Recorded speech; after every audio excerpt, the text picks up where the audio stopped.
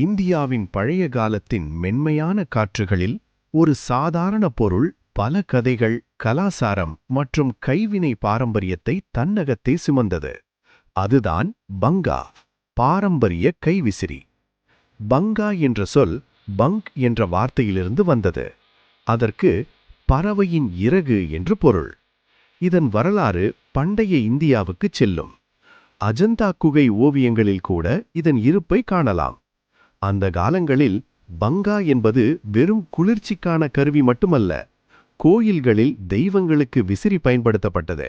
ராஜமன்றங்களில் அரசர்களுக்கு சேவை செய்யவும் பயன்படுத்தப்பட்டது. சிறிய விசிறிகளிலிருந்து பெரிய விசிறிகள் வரை பல வடிவங்களில் இருந்தன. காலப்போக்கில் பங்காக்கள் கலாசார செல்வங்களாக மாறின. வாணிப பாதைகள் வழியாக பல இடங்களுக்கு பரவின. இந்தியா முழுவதும் பயன்படுத்தப்பட்டாலும் ஒவ்வொரு பகுதியும் தங்களுக்கே உரிய தனித்துவமான வடிவமைப்புகளை உருவாக்கின. மூங்கில், பனை இலை, பட்டு, பித்தளை, தோல், வெள்ளி போன்ற பல்வேறு பொருட்களால் தயாரிக்கப்பட்ட பங்காக்கள் அந்த பகுதியின் கலாச்சார அடையாளத்தை வெளிப்படுத்தின. அவற்றின் நுணுக்கமான வடிவமைப்புகள் மிகவும் சிறப்பானவை. ராஜஸ்தானில் வண்ணமயமான துணிகளால் செய்யப்பட்ட அப்ளிகே விசிறிகள் உருவாக்கப்பட்டன. தங்க நூல்களால் அலங்கரிக்கப்பட்ட ஜர்தோசி விசிறிகள் மிகவும் அழகாக இருந்தன. கோயில் விசிறிகள் பித்தளையில் செதுக்கப்பட்டவை. ஒரு அமைதியான நகரத்தில் சூ மற்றும் ஜான்சி என்ற இரண்டு இளம் கலைஞர்கள் ஒரு சிறிய வீட்டில் சேர்ந்து வாழ்ந்தனர். அவர்கள் கனவுகள், நம்பிக்கை மற்றும் நல்ல எதிர்காலத்தை பகிர்ந்து கொண்டனர். ஆனால் ஒரு குளிரான நவம்பர் மாதத்தில் ஜான்சி கடுமையான நிமோனியா நோயால் பாதிக்கப்பட்டார்.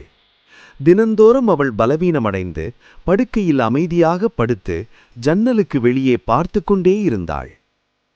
அவளுடைய தோழி சூ மிகவும் கவலைப்பட்டாள். அவள் மருத்துவரை அழைத்தாள். அவர் தினமும் வந்தார். ஆனால் எந்த முன்னேற்றமும் இல்லை.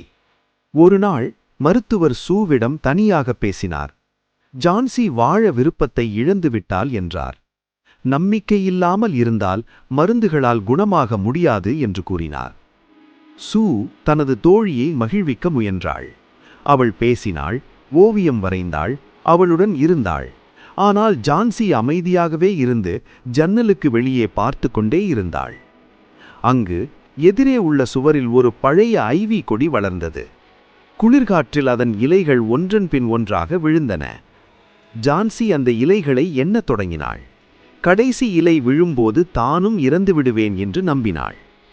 சூ அவளை சமாதானப்படுத்த முயன்றாலும் ஜான்சி தனது எண்ணத்தை மாற்றவில்லை. ஒவ்வொரு இலை விழும்போதும் அவளுடைய நம்பிக்கை குறைந்தது. அதே கட்டிடத்தில் பெஹர்மன் என்ற ஒரு முதிய ஓவியர் ஒருவர் வாழ்ந்தார். அவர் தனது வாழ்நாளில் ஒரு சிறந்த ஓவியம் வரைய வேண்டும் என்று கனவு கண்டிருந்தார்.